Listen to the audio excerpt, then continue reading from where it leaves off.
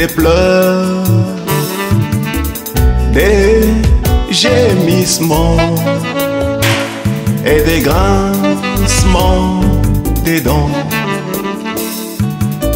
Si toi tu ne mènes pas une vie digne de la parole, sache qu'un jour ta vie te condamnera, car ces jours-là il n'y aura que le jugement. Oui, ces jours-là il n'y aura que la condamnation. Shalom mes frères et sœurs, merci beaucoup d'être nombreux et nombreuses sur notre chaîne Enmorphe TV pour nous suivre. Aujourd'hui, nous avons l'occasion, je voulais dire d'accueillir un homme de Dieu, mais je préfère le dire comme ça, c'est lui qui nous accueille parce que nous sommes venus aujourd'hui chez lui. Donc c'est lui qui nous accueille chez lui. C'est un homme de Dieu, je vais le laisser lui-même se présenter et après on pourra vous dire les sujets sur lesquels nous allons débattre. Que Dieu vous bénisse, bonjour. Bonjour, merci beaucoup d'être venu aujourd'hui. Alors je me présente, je suis Luc N. Ramoni, comme le ramoneur mais avec un i. Okay. Et je suis pasteur dans cette paroisse réformée française de Bienne.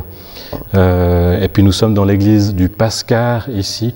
C'est notre plus grande église, c'est le bâtiment qui nous permet d'être une communauté vraiment séparée des alémaniques. Ok. Non, c'est vraiment beau. Oui. Merci beaucoup de nous accueillir. Voilà. Alors, je voulais juste vous dire un peu le sujet pour lequel nous sommes venus, la raison pour laquelle nous sommes venus.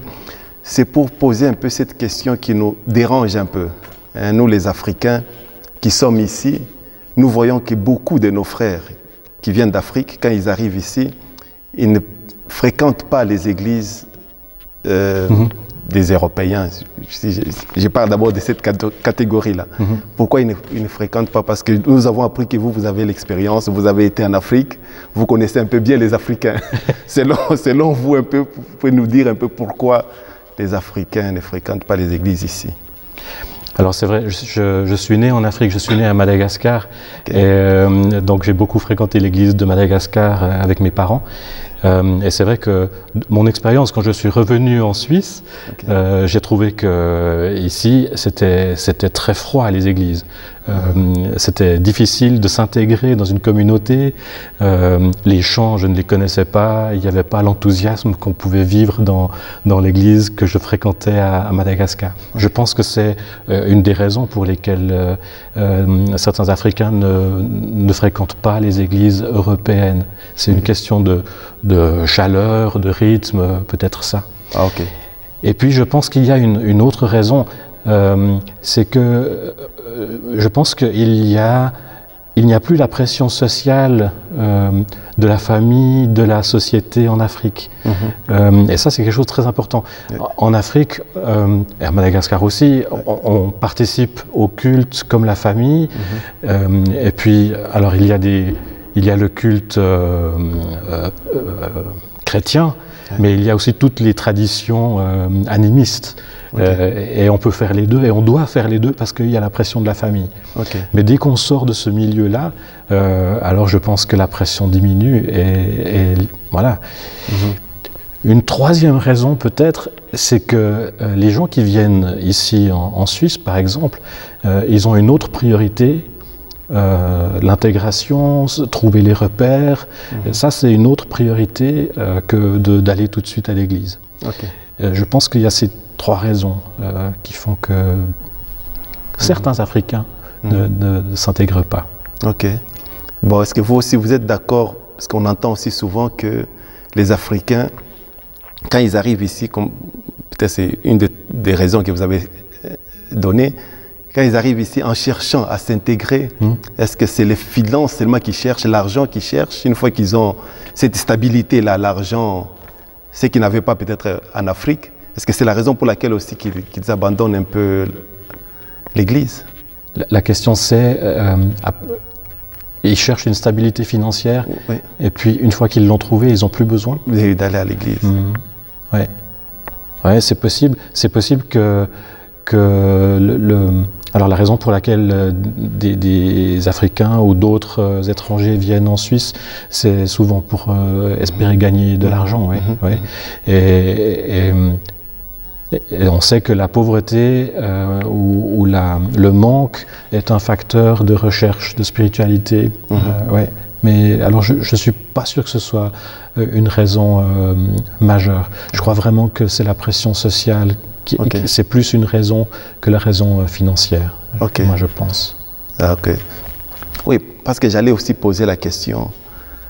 Beaucoup d'Africains, ceux que je vois, qui sont ici, ils restent encore connectés à leurs églises en Afrique. Oui. Donc ils envoient la dîme en Afrique, ils suivent les messages en ligne en Afrique.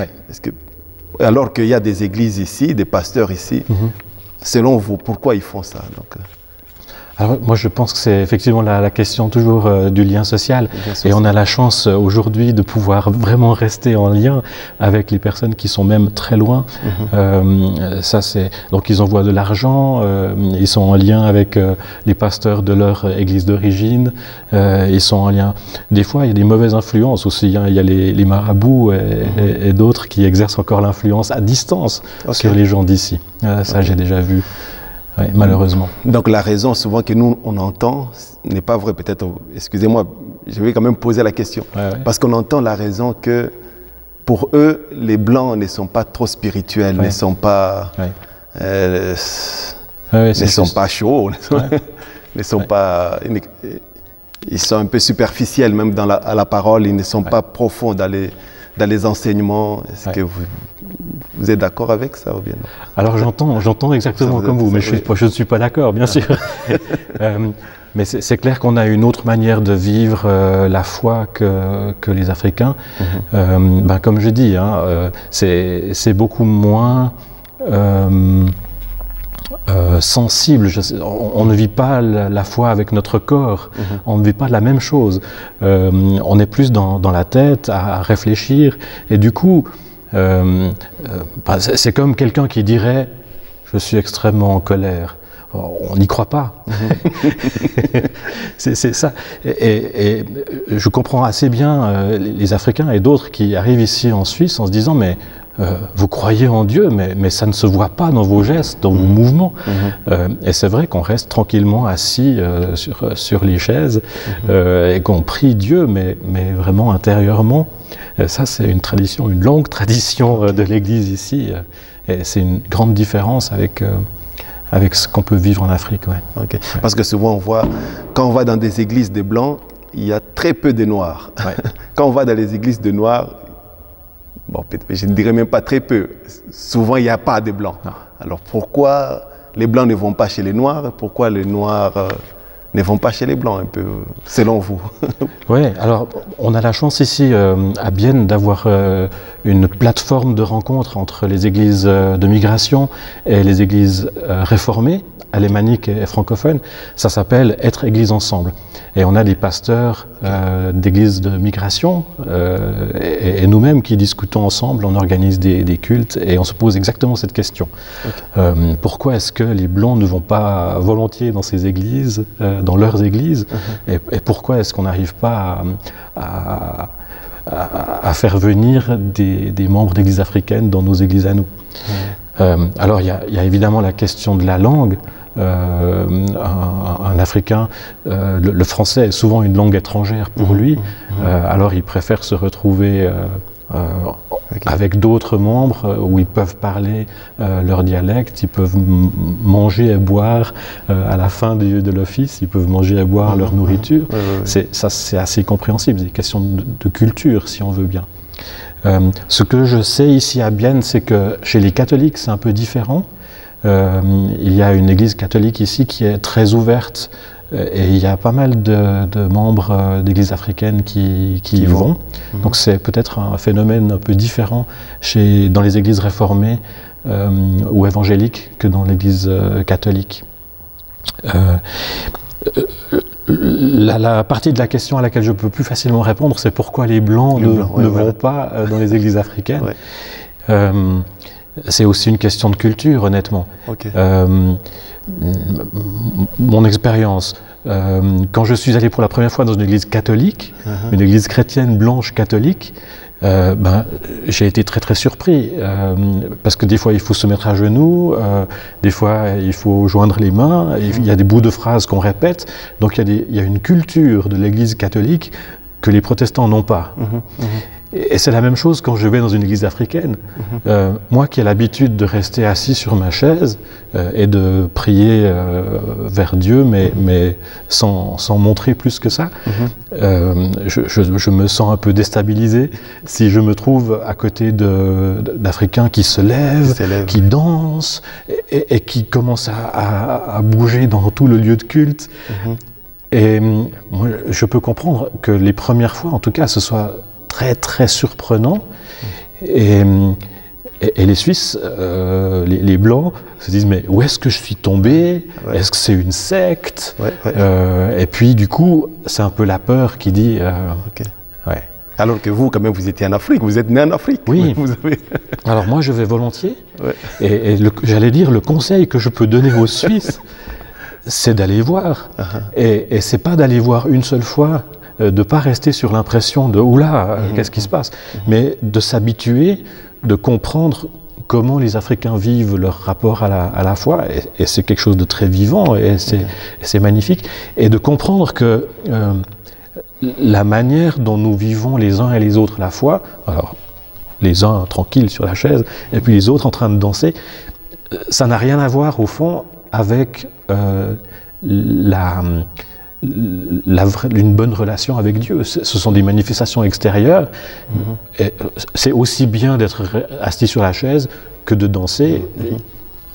C'est des questions d'habitude, c'est des questions de culture. Mais j'espère que ça ne constitue pas une barrière définitive pour ne pas découvrir les autres églises. Bon. Une autre question un peu qui me vient en tête. Souvent on voit, ça je pense quand même c'est général, que ce soit les Blancs et les Noirs. On ne voit pas trop des jeunes dans les églises. Oui. Selon vous, un peu, c'est dû à quoi? Alors, l'explication que j'ai apprise comme ça, c'est qu'il y a un moment donné où les jeunes ont besoin de refuser tout ce que les parents leur ont forcé à faire quand ils étaient petits. Et il faut un moment pour que les jeunes, on espère un jour, reviennent à ce que leurs parents ont essayé de leur enseigner. Mais je pense que c'est bon, à un moment donné, que les jeunes disent non. Ils ont reçu quelque chose. Moi, je pense qu'ils vont en faire quelque chose. On les revoit en général plus tard, en lien avec les églises. Mais c'est vrai que dans la période, je dirais 16, 17 jusqu'à 25, 30, là, ils sont plus là. Ils sont plus là. Ouais. Ils cherchent un boulot, ils se fondent une famille, ils ont de nouveau peut-être d'autres priorités que celle de relier l'Église. Et puis après, on voit quand ils ont des enfants, on voit souvent quand même que leurs enfants sont inscrits au catéchisme. En tout cas, chez nous, c'est l'expérience qu'on a. Les enfants reviennent. Et donc, du coup, on a de nouveau des contacts avec ces gens par la catéchèse. Ah, ok. Ah, d'accord. Ouais. Bon, parce qu'on entend aussi... Parce que maintenant, nous sommes en train de vivre une période de confinement. Ouais. On entend les gens dire que ces coronavirus, c'est le fléau de Dieu à cause des péchés des gens. Selon vous, vous croyez à ça ou bien non? Non, non, je ne crois pas du tout à ça. Non, non, non. Si je peux le dire de manière un peu provocative, toute créature, même le coronavirus, vient de Dieu. Okay. mais nous avons évidemment les moyens de nous défendre et raison de nous défendre, et on ne va pas laisser ce coronavirus nous tuer tous. Okay. Ça, on a le droit de se défendre, évidemment. Oui. Moi, je crois que Dieu veut la vie. Alors je ne sais pas pourquoi ce coronavirus est venu, voilà, c'est comme ça, il est là. Donc ça ne fait pas partie des fléaux qui ont été annoncés pour le temps de la fin? Non, je ne crois pas. Non. Et les zoologistes disent clairement il va y avoir d'autres virus et ça viendra sûrement des animaux. Parce qu'il y a de plus en plus de contact entre la nature et l'homme, puisque l'homme prend de plus en plus de place aux animaux. Okay. Alors il y a de plus en plus de contact avec le monde animal, et nécessairement il va y avoir sans doute d'autres virus qui vont venir, qui étaient peut-être déjà là depuis très longtemps, sans que le contact ait provoqué une pandémie comme celle qu'on vit maintenant. Donc je ne suis pas sûr que, pour nous c'est nouveau, mais je ne suis pas sûr que le virus que nous subissons maintenant soit un virus nouveau. Pour le monde animal, peut-être c'était depuis très longtemps. Ok. Alors, une autre question, peut-être ça c'est concernant les églises. La différence que j'ai vue entre les églises de Blancs et les églises des Africains. Hier, j'ai parlé avec l'administrateur. Jean-Jacques Amstutz. Oui. Alors, je vais un peu comprendre comment fonctionnent vos églises, parce que je vois qu'il y a une hiérarchie. Vous pouvez être pasteur, mais vous dépendez encore de quelqu'un au-dessus de vous. Oui. Comment ça? Alors, depuis la réforme, au fond, il y a ce qu'on appelle le modèle d'église qui est traditionnellement établi dans les églises réformées. C'est le modèle presbytéro-synodal. Waouh. Alors, il y a des pasteurs presbytéraux, et puis synodal, il y a des synodes, des groupes de personnes qui réfléchissent à la direction de l'Église. Et donc, il y a les paroisses. Sur le terrain, les pasteurs vivent dans les paroisses. Et puis, il y a, par exemple, ici en Suisse, chaque église est cantonale. Ça veut dire qu'il y a une église du canton de Berne, une église du canton de Bâle, une église du canton de Fribourg, du canton de Vaud, et chaque église a sa structure cantonale. Et au niveau du canton, il y a un synode. Ça veut dire que chaque paroisse locale envoie des délégués dans un synode qui est cantonal. Et dans le canton de Berne, je pense c'est 120 personnes, quelque chose comme ça, 120 personnes avec un conseil, un président. Et ces 120 personnes siègent 2 fois par année pour réfléchir à la conduite de l'Église, pour penser à la manière dont les pasteurs vont être formés, pour examiner les pasteurs qui vont être reçus et exercer dans l'Église, et confier leur mission aux pasteurs. Donc c'est eux qui décident ce que le pasteur doit faire. C'est ça. Alors, ils décident. Je peux vous dire, il ne téléguide pas le pasteur. Le pasteur, il a son rapport à Dieu et c'est Dieu qui lui dit directement ce qu'il doit faire. Mais justement, le fait qu'il y ait une église cantonale garantit aussi pour les autorités civiles que les choses vont se tenir d'une manière correcte. Que par exemple, le pasteur ne va pas abuser quelqu'un, tromper, je veux dire, lui apprendre des choses qui ne sont pas correctes par rapport à la foi, ou bien qu'il ne va pas s'enrichir aux dépens de ses paroissiens, ce genre de choses-là. C'est ce synode cantonal qui veille ça. Et c'est ce synode cantonal qui est l'employeur des pasteurs de chaque paroisse. Donc c'est eux qui payent le pasteur. Exactement. Donc si je vois bien, le pasteur, il est choisi ou bien nommé par la commune. C'est la commune qui place les pasteurs. C'est le synode qui nomme et qui distingue la vocation des pasteurs formés.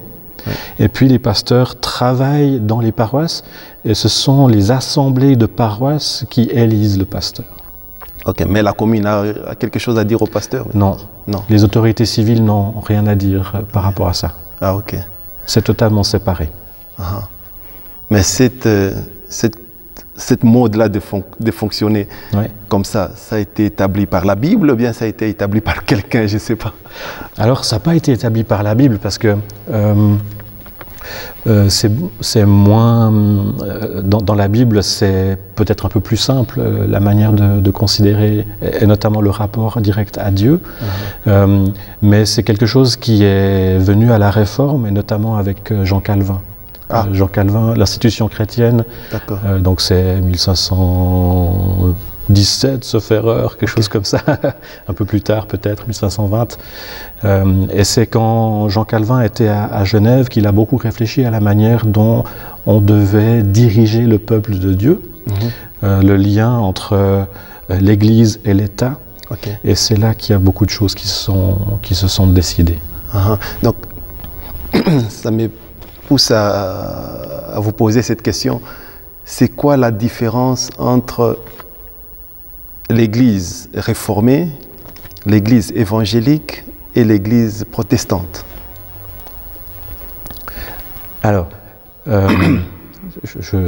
si je me souviens bien, alors l'Église protestante, les protestants sont un groupe de chrétiens liés à l'histoire de Martin Luther. Martin Luther qui a dû combattre l'Église catholique, ou contre lequel même l'Église catholique a combattu.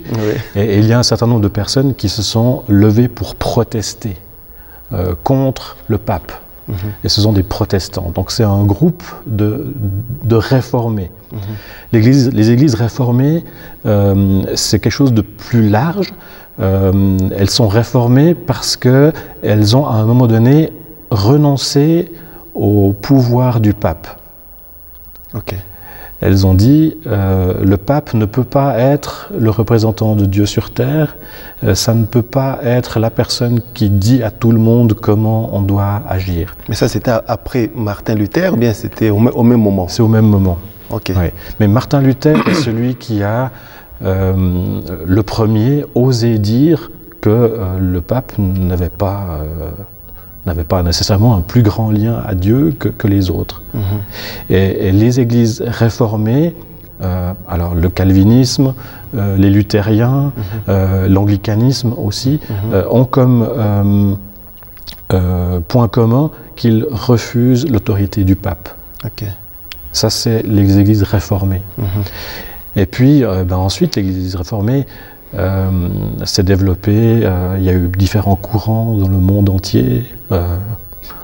Voilà, c'est vraiment devenu quelque chose de très très large. Le principe de la réforme, c'est de dire la Bible est notre référence unique et l'Esprit Saint, donc Dieu directement, nous permet de la lire et de comprendre comment obéir et respecter la parole de Dieu. Bon, parce que parmi les réformateurs, parce que moi, je ne sais pas s'il y a beaucoup sont comme moi je connais plus quatre réformateurs. Je connais Martin Luther, je connais Zwingli, je connais Calvin et je connais John Wesley. Bon, parmi les quatre, c'est quoi un peu la différence entre... Parce que tous sont des réformateurs.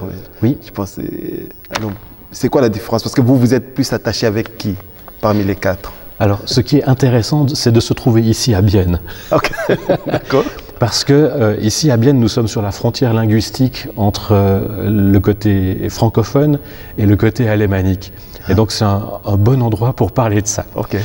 John Wesley, je ne vais pas trop en parler parce que je ne connais pas bien. C'était l'Angleterre, là. C'est l'Angleterre,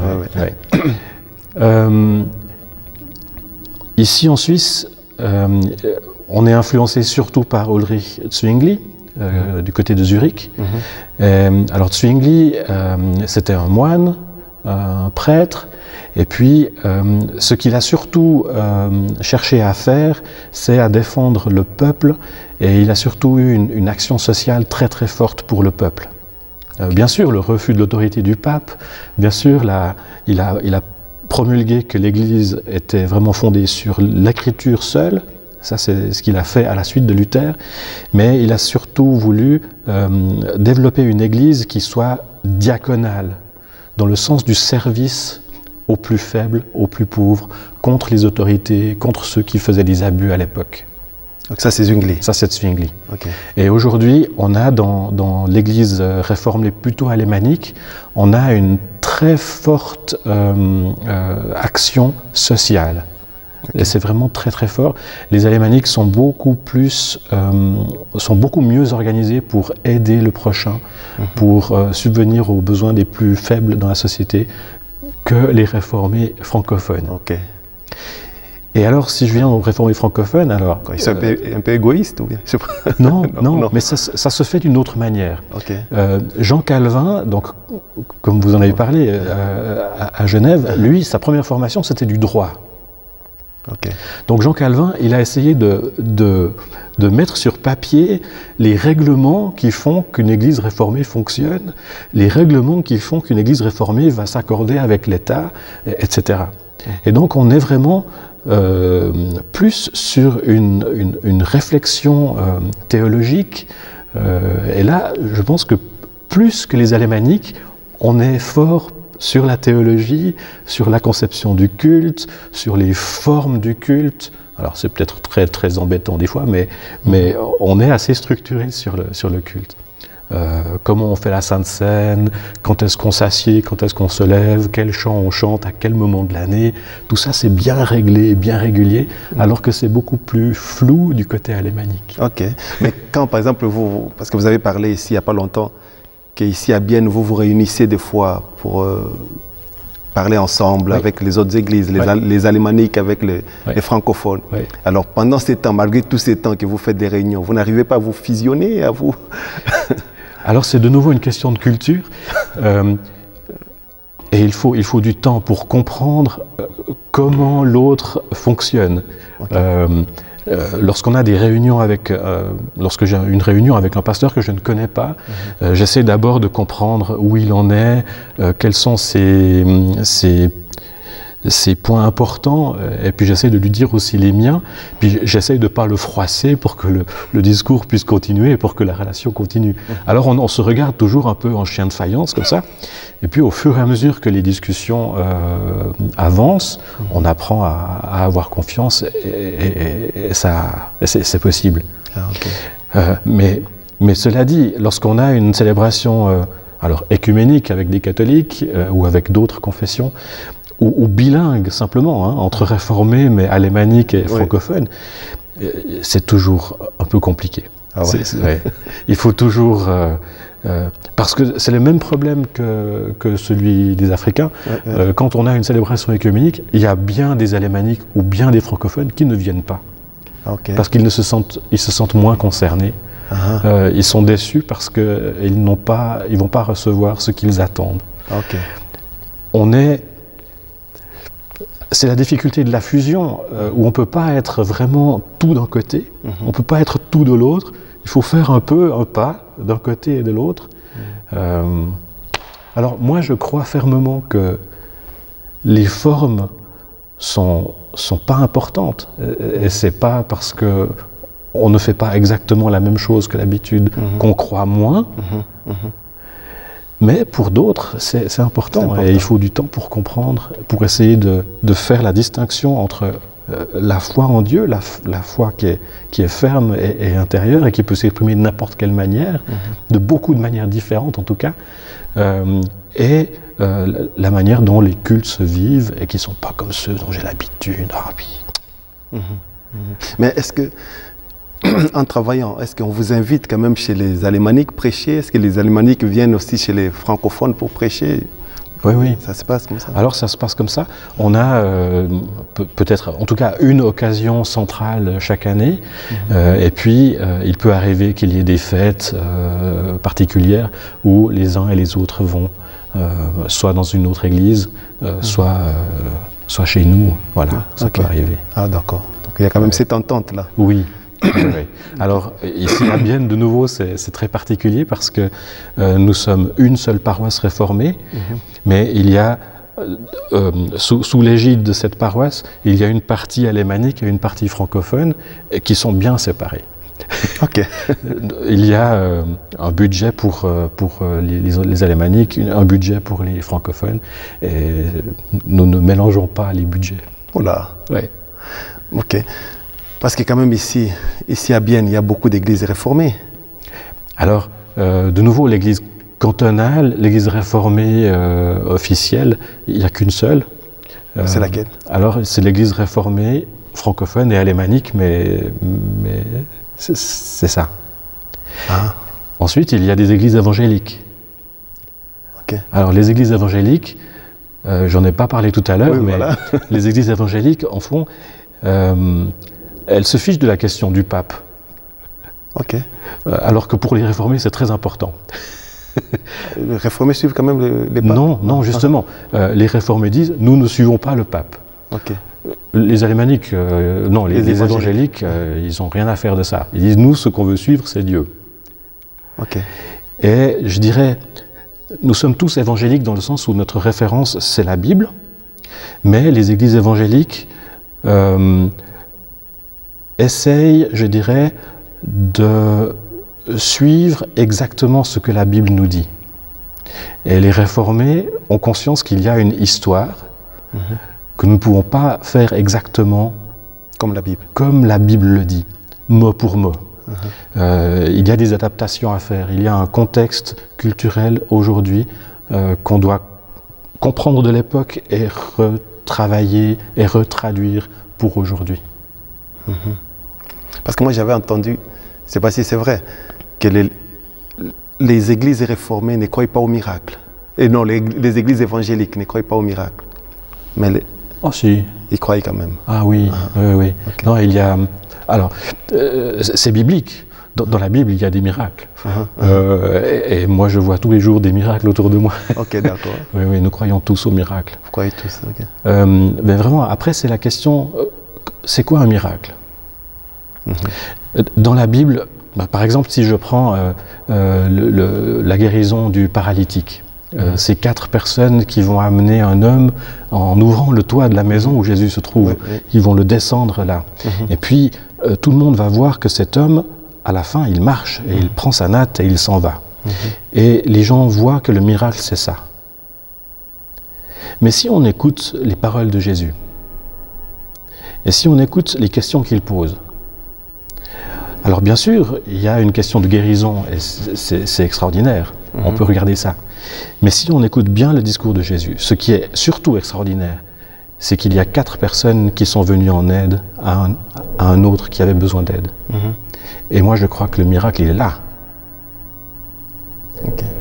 Et si on regarde, ça dépend comment on regarde le miracle.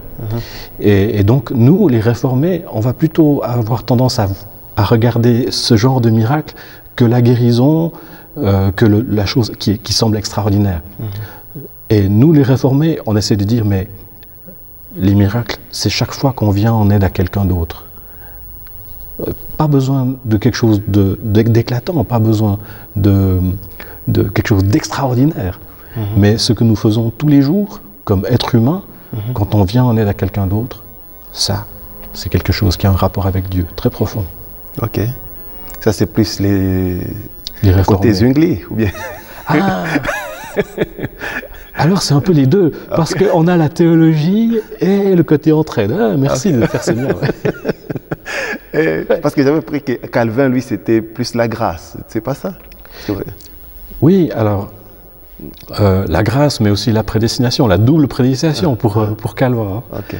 C'est quelque chose de compliqué, parce que Calvin, il dit qu'il y a des gens qui sont prédestinés au salut, et qu'il y a des gens qui sont prédestinés à l'enfer.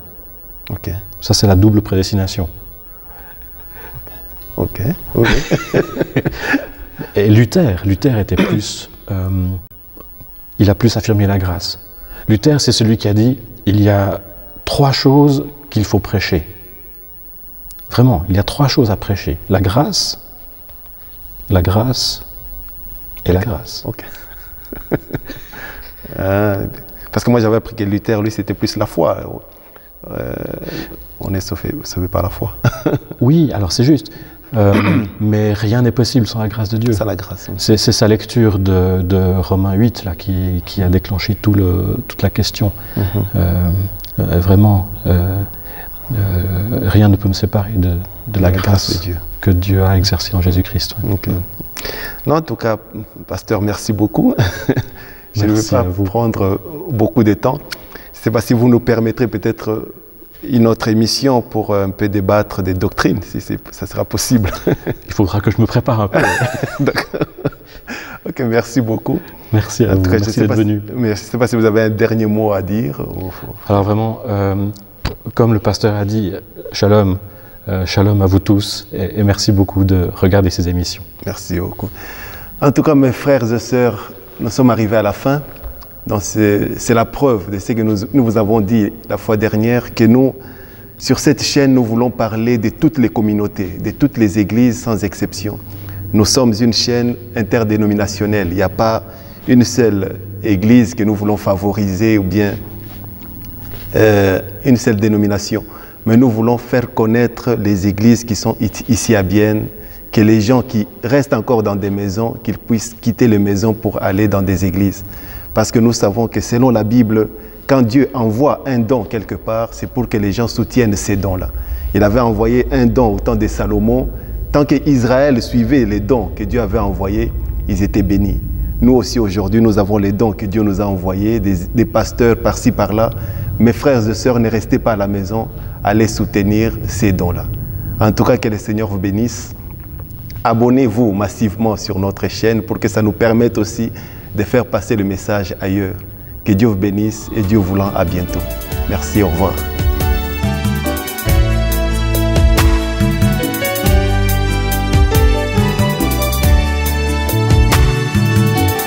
Mon dernier mot, donne seulement ta vie à Jésus.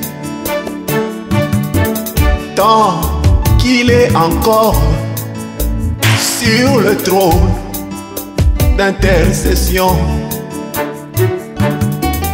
Oh, si il le quitte, il n'y aura plus d'intercession pour toi. Il n'y aura que le jugement qui s'abattra sur